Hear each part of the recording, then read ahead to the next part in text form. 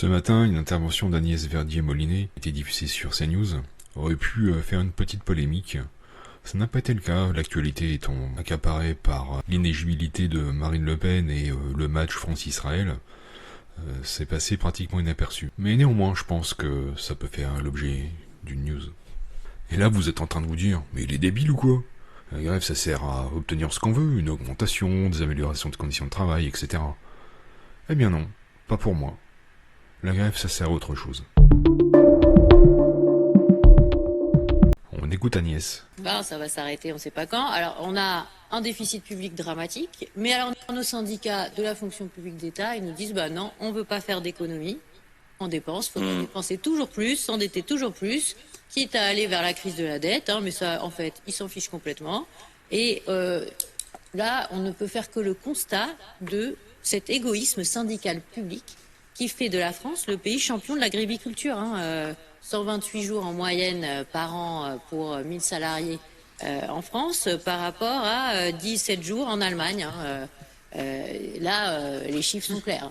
Alors, vous pouvez regarder sur Twitter, cette intervention télévisée a suscité quelques petites réactions. Je vous laisserai regarder, ça n'a pas un vrai intérêt. On peut deviner que les gauchistes se sont donné à cœur joie. Il y a eu un peu de tout, insultes, menaces. J'avais repéré tout à l'heure une petite image aussi. C'était rigolo. Nul, mais rigolo. Enfin bref, c'est pas ça l'intéressant. L'intéressant, c'est de se poser la question. À quoi ça sert une grève ? Et là, vous êtes en train de vous dire, mais il est débile ou quoi ? La grève, ça sert à obtenir ce qu'on veut, une augmentation, des améliorations de conditions de travail, etc. Eh bien non, pas pour moi. La grève, ça sert à autre chose. D'abord, reprenons les bases. On est d'accord que les grèves sont menées par les syndicats. On est aussi d'accord que les partis d'extrême gauche sont liés aux syndicats. On est également d'accord que les grèves servent à mettre en avant des revendications sociales, comme la lutte contre les inégalités, l'amélioration des conditions de travail, tout un tas de thèmes comme ça. Pour moi, l'intérêt de l'extrême gauche d'organiser une grève tient en 5 points. Premier point, renforcement de l'image de défenseur des classes populaires. En soutenant les grévistes, les partis d'extrême gauche renforcent leur image de défenseur des classes populaires, rappelant ainsi leur engagement pour la justice sociale et l'égalité. Ce qui les distingue des partis de droite, je parle de vraie droite, qui sont plutôt perçus comme proches des entreprises et du patronat.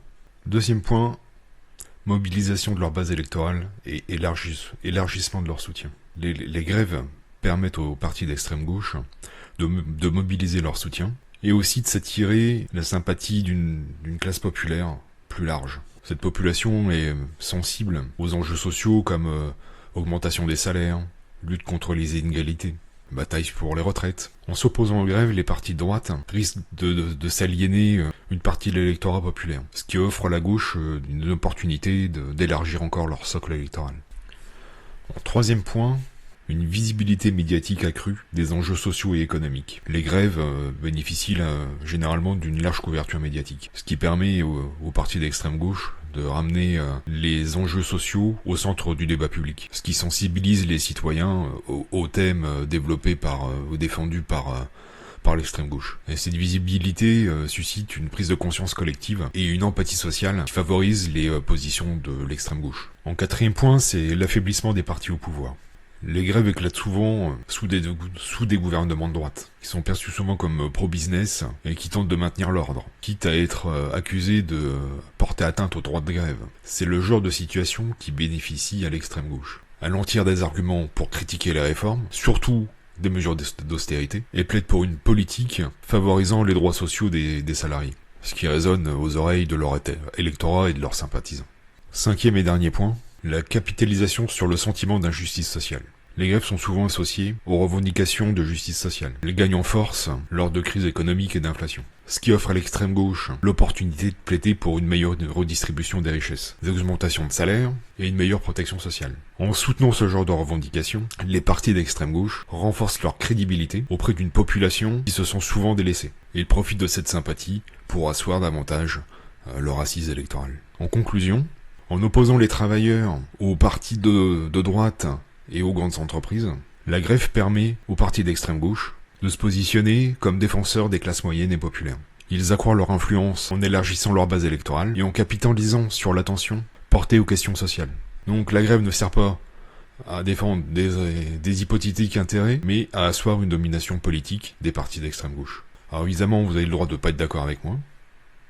N'hésitez pas à le dire en commentaire. Ici, c'est la chaîne de la vérité, où tous les débats sont autorisés. Merci de m'avoir suivi. Informez-vous, agissez, prenez soin de vous. À bientôt pour de nouvelles news.